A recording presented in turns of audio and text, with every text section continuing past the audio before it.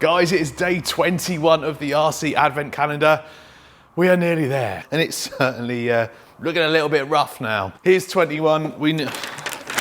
I need to be careful with this one. Let's open it like a door.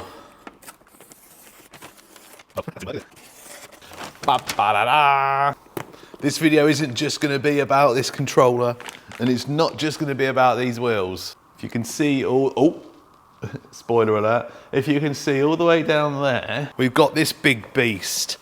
1/6 scale PD Racing, really long wheelbase, low slung, perfect for this project. I mean, you've probably seen the thumbnail and the title anyway. That's the problem with YouTube. Can't really do secrets anymore. This thing, for the money, $499 in the UK. And if you look in the comments of the review video of this, 1 million people will tell you it's a Redcat Machete. This is the PD Racing Magnitron. Yes, it is the same as the Redcat. I think it might have a different ESC and stuff, but it is the same. It's not the same as the V1 Redcat that came out that kept breaking. This one is the updated one, and it's awesome. Really low slung. Suspension is a bit crap out of the box because it's so soft. When I was jumping it and stuff, it does chassis slap, but I did say on that video that I have a really good idea for this. And that's where these new Method wheels are going to come into play. These aren't just any all-terrain off-road wheels and tyres. As you'll see, they've got a really nice off-road tread there. These, I don't know if you can see that there, these are belted off-road tyres. That means when you throw loads of power through them, they're not going to balloon like crazy and make the car uncontrollable. So what I'm going to do, so I've got a few bits to change on this, which I'm going to tell you in a minute. I'm going to do an off-road run with these tyres. Then we're going to stick these ones on, and I'm just going to show you the difference. And then we're going to give it a rip around off-road on these and just, well, tear up some dirt. The other thing we're going to do is we're going to have a look at this transmitter. This is from Dumbo RC. And myself and a lot of other people have been using Dumbo RC stuff for ages. They're pretty basic. They do have all your normal functions on them. They got a really good range and, well, they're pretty well priced. This is like the Rolls Royce of Dumbo RC transmitters. And I think I paid $70 for it, I think. Well, a lot of people have been asking me to have a look at the MT12. I think it's Radio Link. I'd already bought this before I'd really seen that. But looking at them both, I think this one looks a little bit more modern, a little bit nicer. If we look down here, this is just one box of transmitters I've got. Number one, don't you forget. I've got so many transmitters and I just like using like a couple. I haven't just got all old cheap ones as well. I've got some quite posh ones. Another decent one there. I've got a Spectrum, whatever it is, one of the posh Spectrums. But because I've got probably about 50 rigs that run Dumbo RC receivers, I'm going to bind this to all of them. Wow, that looks really nice. 10 channel receiver with this one. So what was I saying? Yeah, I'm going to swap this one out, which has got loads of my stuff connected to it. And then this is going to be my go-to. The only thing for me is I'm going to have to put a wheel adapter on there so I can reach it. But that feels good. I'm not sure about that though. It's not much grip on there. It might just be that my hands are cold. But 1, 2, 3, 4, 5, 6, 7, 8, 9, 10. Mad. So we'll have a good look over that in a bit. First, let's have a quick chat about this. So the other thing with this, as well as the suspension being a bit soft, it diffed out quite a bit. What I mean by diffed out is to the front. So pretty much as soon as you hit the throttle, the front wheels will just take all the power and balloon. I'll show you a clip now so you can see what I mean.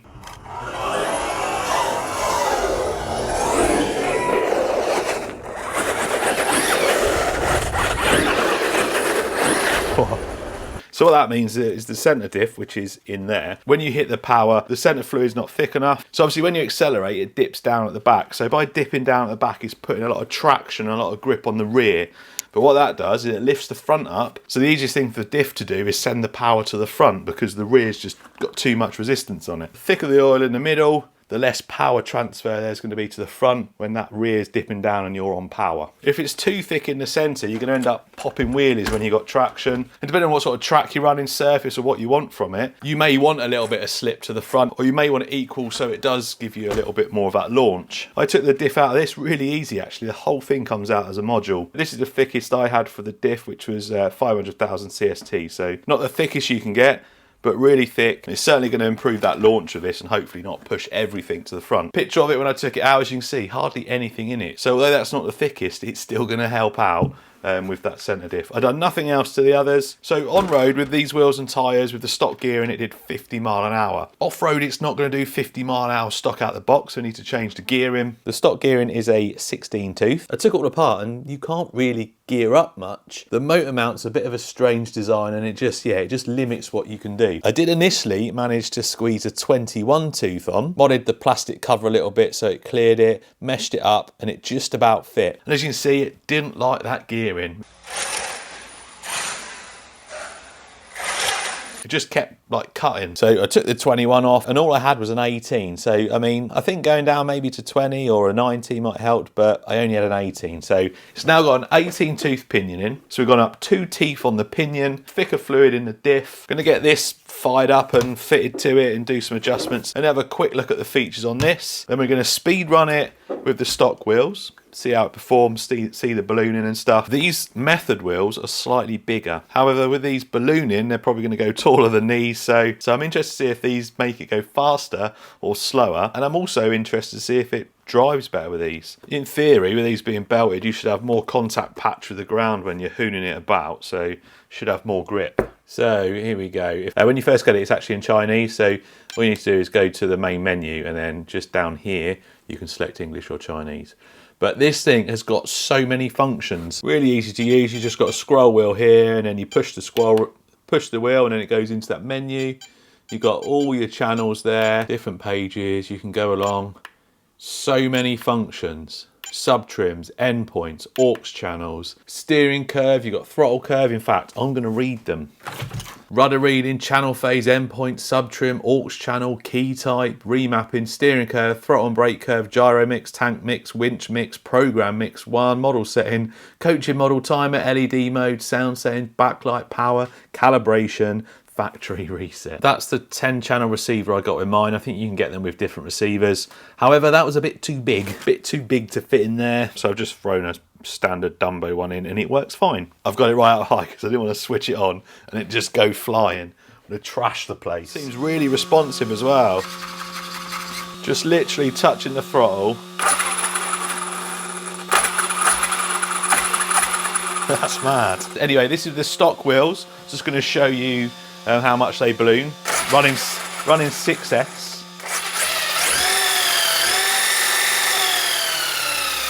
Right, and now with the Method wheels on, I haven't tried this yet, so I hope it works. I hope they're decent. Right, so Method wheels. Perfect.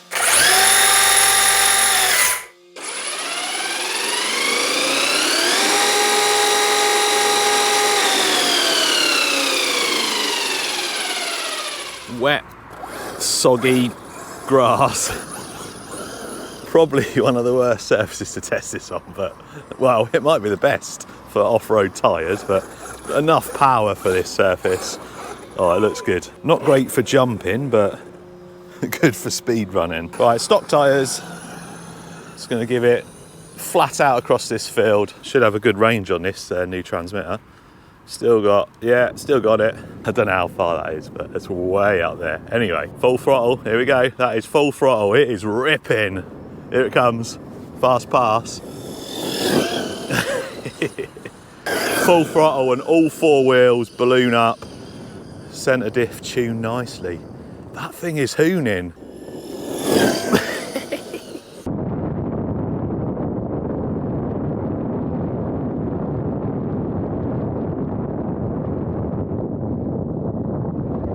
Be careful not to destroy their football pitch, but it slides around on this grass like a boss.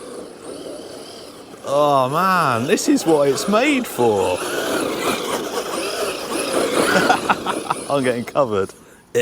Remember, we've geared up 2 teeth. We've got 50 mile an hour on road. Oh, it's frozen on me.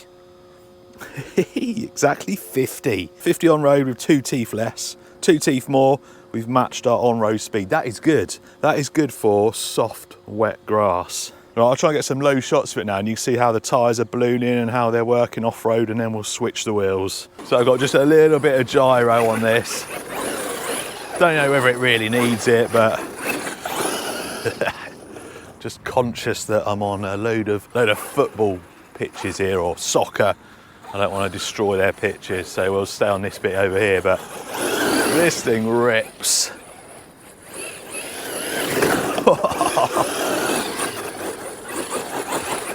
Oh my word.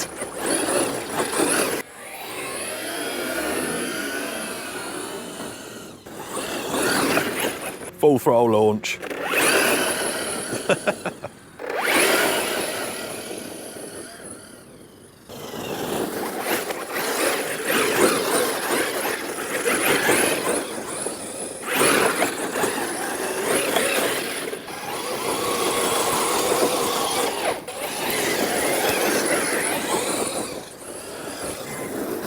Right, time for some new wheels and tyres. See how it goes.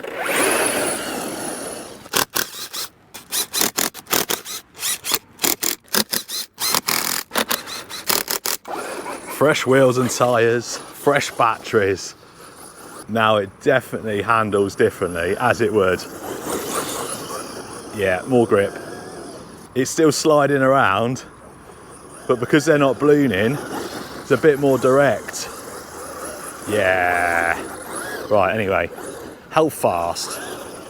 It's not really about if it's any faster. It's if it just handles and drives better on this surface, I guess. Off it goes. So much range on this Dumbo transmitter. I reckon that's about 200 metres up there. We've got way more than that, I can imagine. Oh, here we go. That is full throttle already.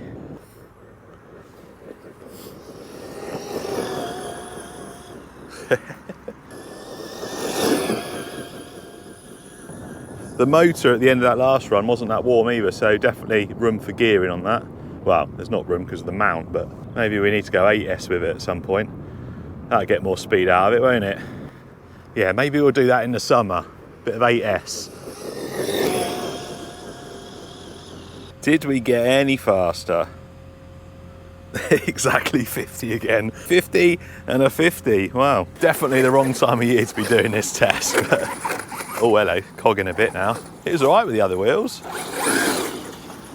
It's just when it's turning, it doesn't like it.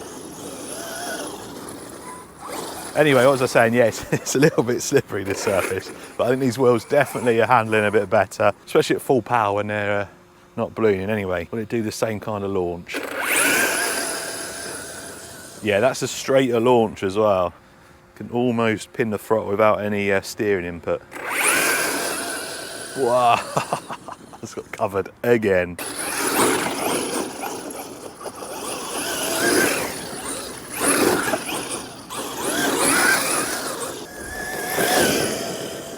What an absolute beast. Whoa! Slide. There we go. Oh, nearly took me out then. Nearly took me out. Quick legs. So let me just show you all the muck around the outside, all over the rear. Absolutely covered. You ready? How clean it is inside. There's a little bit of juice left in the first lot of batteries, so let's try and clean some of this mud off.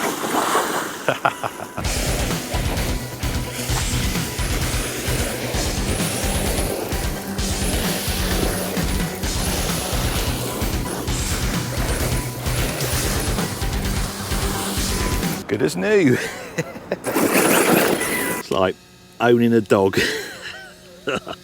What an absolute beast this thing is. That was so much fun. And I was just driving around on wet, muddy grass, but when you're doing 50 mile an hour, even on a flat surface, it's a good laugh. Anyway, tyres seem to perform well. Not the greatest conditions. I think I need to revisit this, come back when the weather's warmer. When the weather's warmer, ground's drier, and I think we need to push this to 8S to get more speed out of it. I was going to do a speed run on the road just so we could see the difference, because with the stock tyres, it gets all swirly and all over the place, but it's just wet and damp, and I think it's just going to slide about. So we'll do that as well in the summer. We'll go on road with stock and these tyres. There's not much space to go bigger on the motor, and as I've shown you, there's not much space to go up on the pinion. However, there is space for two 4S batteries, so we can go 8S. We'll just have to switch out the ESC, might switch the motor out as well, but I think we'll come back in the summer. We'll push this even further. When you get to about 60, 65, especially off-road, that's when science comes into play with your aero and your centre of gravity and stuff like that. So we'll try and push this to 70, but the only way we're going to do that is by going 8S, I think. It's definitely got potential with that long wheelbase and how low it sits. Transmitter, no issues at all. We hardly touched, I reckon we only probably touched on 10, maybe 20% of the functions this has. 10 channel, if you like me and have loads of stuff that have got Dumbo RC receivers, you can bind this to them. Really comfortable, nice solid feel, so definitely for the money, I think that's a good buy. Belted off-road tyres from Method. The amount of power people are pushing through these things now, definitely needed. Link for them in the description, link for that in the description, link for this in the description, link for that in the description. You could win all of that. I'll see you tomorrow for 22, which is a Traxxas.